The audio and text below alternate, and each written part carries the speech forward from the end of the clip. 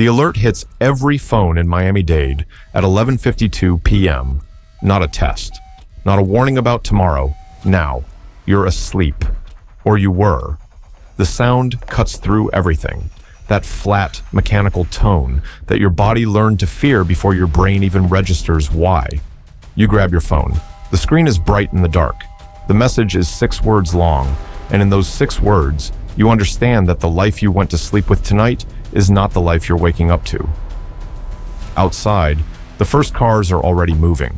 You've probably thought about it once. Maybe after a close hurricane season. Maybe after watching footage from somewhere else. Another coast, another city, another family loading the back of a truck at 2 a.m. You told yourself you'd be ready. Most people do. But there's a version of this that nobody walks you through. Like not the storm itself, not the disaster footage. The hours before, when the decision has been made and the clock is already running, and 6 million people are all trying to do the same thing at the same time. That version is this one. 24 hours earlier, Miami is exactly what it always is. Humid, electric, alive in a way that doesn't fully sleep. Brickell towers are lit up past midnight. The causeway is moving. Somewhere on South Beach, a restaurant is still seating tables at 11.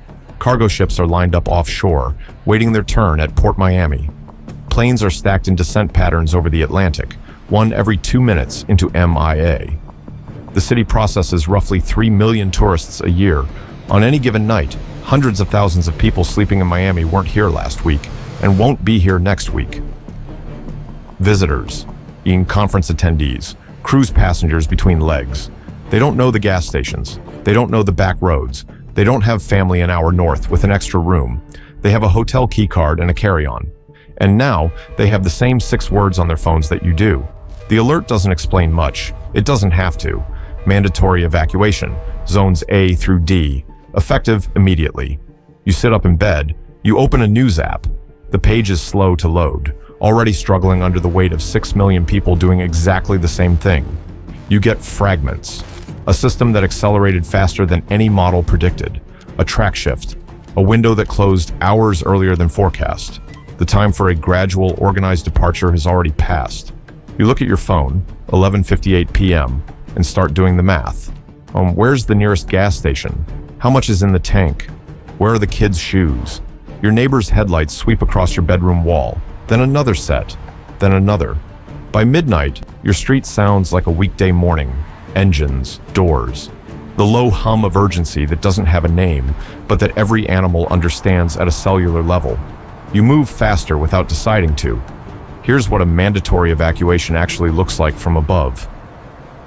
Every major exit corridor out of Miami-Dade, I-95 North, the Turnpike, US 1, I-75 through Alligator Alley, fills within 40 minutes. Not slows, fills, bumper to bumper, midnight, in both directions of every lane that can be contraflowed.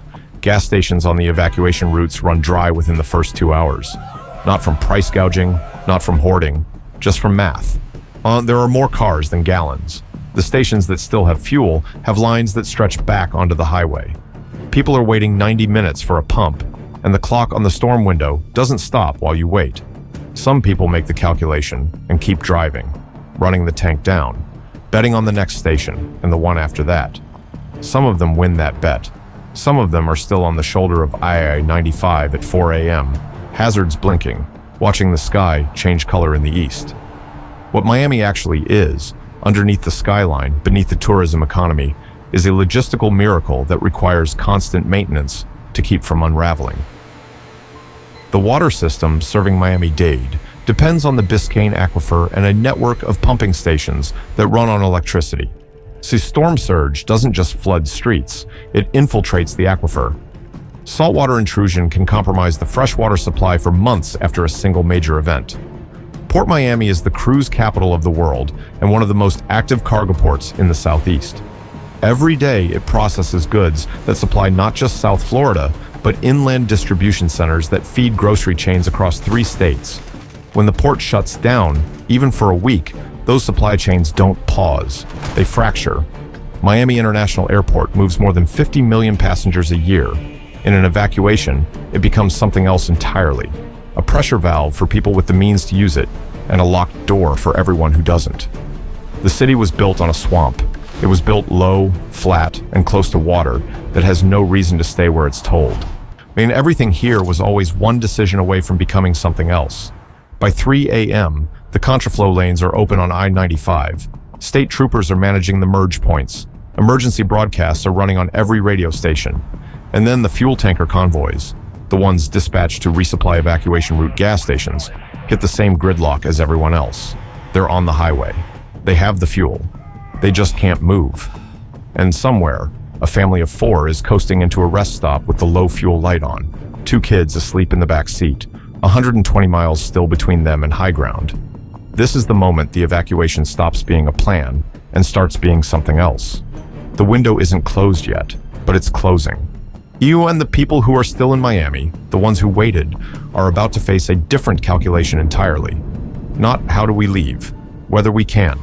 The hospitals don't evacuate, not fully, not quickly. Jackson Memorial, Baptist Health, Mount Sinai on the beach. They have patients on ventilators, patients in post-surgical recovery, patients who cannot be moved without killing them, so the staff stays.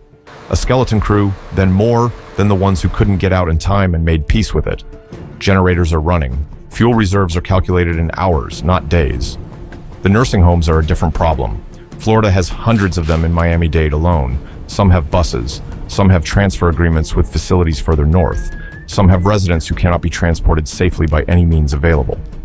The decisions being made in those buildings at 2 a.m. are not the kind that make the news until much later.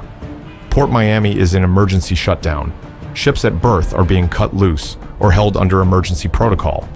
The causeway to the port is already impassable with civilian traffic. Cell networks are degrading.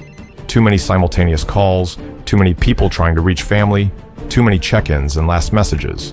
By 4 a.m., texts are going through, calls sometimes. Everything else, gone. Think about who can't leave, not who won't. Who can't. The woman in Hialeah who works 2 jobs and has $40 in her account and a 2003 Civic with a check engine light she's been ignoring for 6 months. She's been told to evacuate. She has nowhere to go and no way to get there that she trusts. Ian, the tourist from Ohio who landed yesterday for a work conference, whose rental car company has already recalled its entire fleet. He's in a hotel on Brickell with a dead phone charger and no idea which direction is north. The elderly man in Homestead who hasn't driven in 4 years. His daughter is in Orlando. She left 2 hours ago to come get him. She's sitting in the same gridlock as everyone else, watching the miles to destination number on her GPS refuse to change. The dialysis patient who had a session scheduled for tomorrow morning, the clinic is closed. The next one is in Broward County. Getting there requires driving against the evacuation current. These aren't edge cases. In a metro area of 6 million, these are hundreds of thousands of people, and the storm doesn't wait for them to figure it out. Miami's economy generates roughly $60 billion in GDP annually. A mandatory evacuation, even without the storm making direct landfall, costs money in ways that compound fast.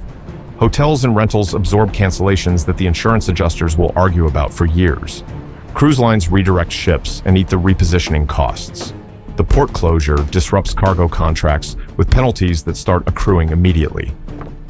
Small businesses, the restaurants, the shops, the tour operators, board up and walk away from a week of revenue they'll never recover. For the ones already running thin margins coming out of a slow season, this is the event that ends them. The real estate market shifts in ways that are hard to quantify but impossible to ignore. Insurance premiums move. Investors reassess. Young people who were on the fence about relocating stop being on the fence. And none of this accounts for the physical damage, if it comes. This is just the evacuation itself, just the leaving. The bill starts before the storm arrives. Somewhere around 5 a.m., the highways thin out.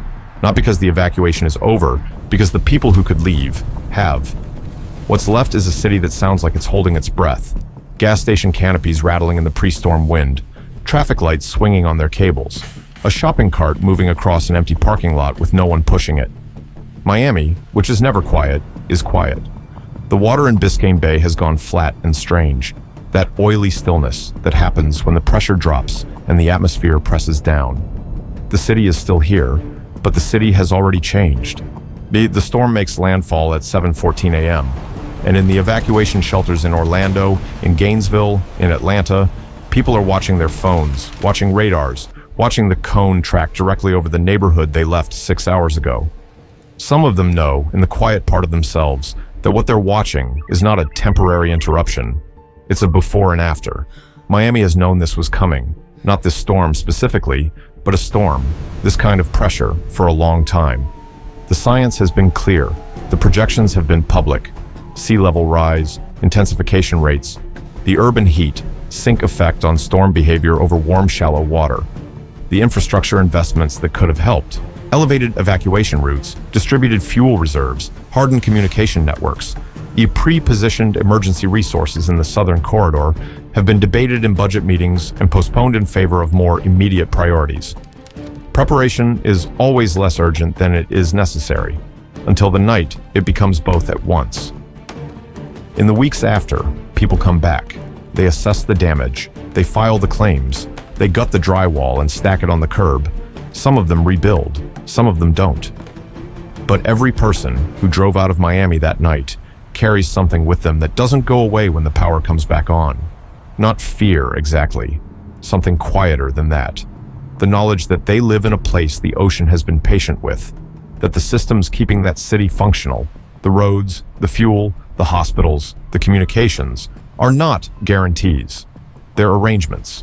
In temporary agreements between human infrastructure and the natural world, and the natural world doesn't negotiate. Miami is still there. The lights are back on, the port is running, the highway is moving again like nothing happened. But the people who left that night, they cross the causeway differently now. They watch the weather differently. They keep the tank full in September in a way they never bothered to before. They know something now that's hard to unknow. If this made you see your city differently, drop a comment. What would your evacuation look like? And if you want more stories about the systems we never think about until they fail, subscribe. The next alert is always closer than it feels.